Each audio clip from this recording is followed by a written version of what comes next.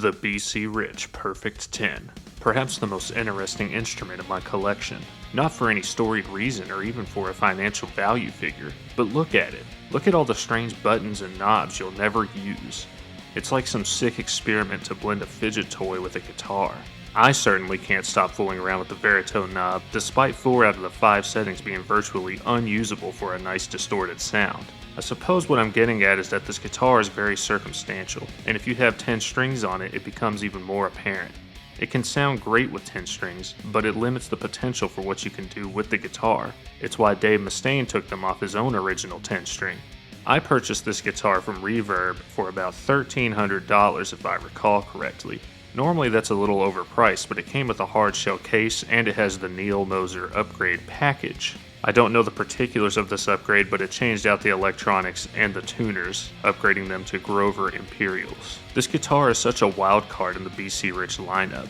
Really, who did this appeal to? It could only be for collectors like me who desire for their guitars to have more options than they'll realistically use. It's like buying a fully loaded vehicle just for the fun of it. And while in theory I condemn the practice, I'm never afraid to practice a little hypocrisy. See, this guitar is too heavy and too complicated to appeal to the modern shredders who above all desire sleek performance. This guitar is similarly too overbearing and heavy for older blues guys who just want their more simplified controls. It's no wonder these are made in such limited runs. The idea of these catching on has about as much of a successful chance as an imp stealing a Goetic demon's grim war. That is to say, it is possible, but sacrifices will have to be made. The players who can afford this instrument will typically jump for something more standard such as a Les Paul or a Stratocaster, and the people who like more exotic shapes all seem to hate BC Rich for some reason.